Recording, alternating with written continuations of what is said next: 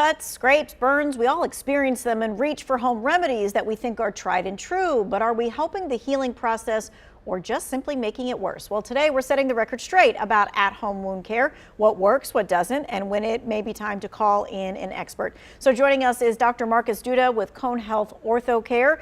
All right, let's talk about some myths. We're going to bust the myths here, some things that people have been doing all their lives. What's the very first thing we should do when we get a cut or a scrape?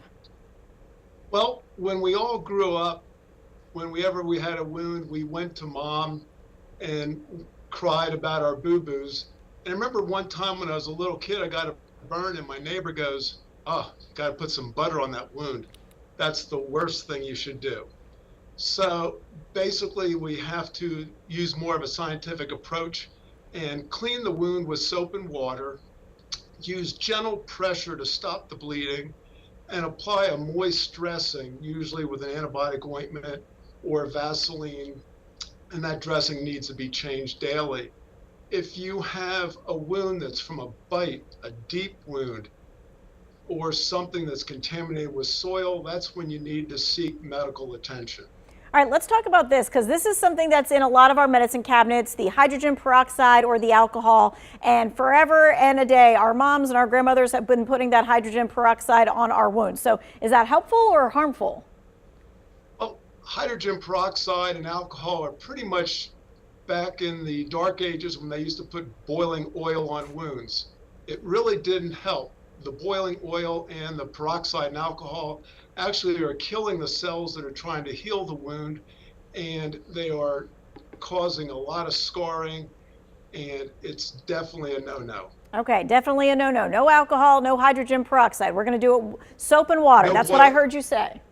No boiling oil either. And no boiling oil either. Okay. All right. Here's the other thing. A lot of people want to leave the wound open because they think that the fresh air is what helps it heal and that kind of thing. So is it best to cover something or not cover something? So our body is mostly salt water. And so for all the cells in our body to work properly, they need to stay moist. So letting it air out to the sun, letting it dry out is going to kill all the healing, healthy tissue and cause scarring and slow down wound healing. All right, so you actually want to keep a wound in a moist environment versus a dry environment. Absolutely. Okay, so that's not something I think most of us thought of. Now, you did mention before about putting Vaseline on a wound. So a lot of us have that antibiotic ointment or the Vaseline. When should you use them and when should you not? So you always, after you clean it with soap and water, you want to get some gauze and apply a little bit of your antibiotic ointment. You can use the petroleum jelly like Vaseline, but something to keep the wound just a little bit damp. You don't want it too wet and you don't want it too dry. You just want it just damp enough to keep those cells healthy and healing the wound. All right, and then we're talking about the skin knees and things of that nature. This is the normal kind of wound we're talking about. Correct. Okay. All right. So what's the most common mistake then you see when people make when it comes to the at-home wound care? Well, usually they're trying to dry the wound out, let it get sun. They're using hydrogen peroxide or alcohol, which is killing the tissue. And this is slowing down the healing process. It causes scabbing, which is actually dead tissue, which is not what you want to see with a healing wound. Some people say that a protein-rich diet can speed up the healing of a wound. Is that a myth or is that true? No, when your body's healing a wound, it needs a lot of extra energy, a lot of support to heal these wounds. So there's about 5 items that I really think are important for wound healing.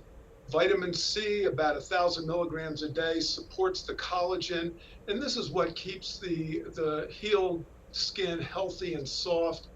Zinc, 220 milligrams a day. This is what the cells use that are trying to fight off the infection. So you really want some zinc in your diet to help fight the bacteria. Protein supplements, about 30 grams a day.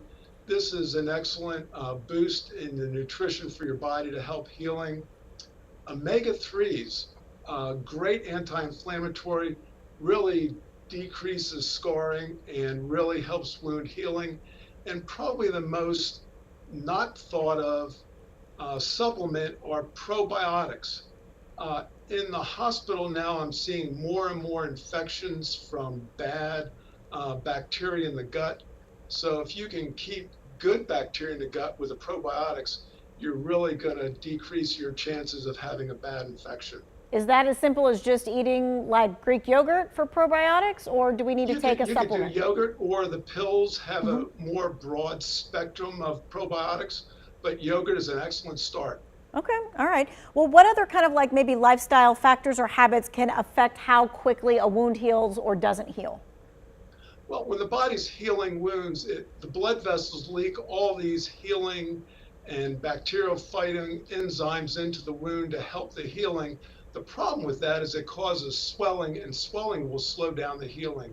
So what you really want to do is elevate the extremity above your heart to decrease the swelling. And you can use compression in the legs. We use compression socks to help decrease the swelling. All right.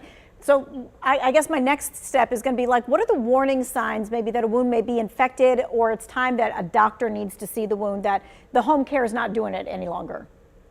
Yep, if the wound starts becoming more painful, there's more redness, or you have white drainage, these are signs of an infection, and definitely seek quick medical attention. Infections will start very rapidly, and you don't want to give it a day or two or see what happens. You really want to get these looked at quickly. Is there a certain type of population or people that have certain conditions that should be extra careful when it comes to wounds? Yep, the diabetics, people that have immune compromise like rheumatoid arthritis, or people with poor circulation, all have difficulty with the microcirculation for wound healing. So these groups of people need to be extra cautious and looking at the wounds daily and making sure that it's healing properly. All right. And he's got we were talking in the break, and he's got a great little jingle to kind of help all of us remember what we should be doing with wound care. So what is it? So think clean, CLEAN.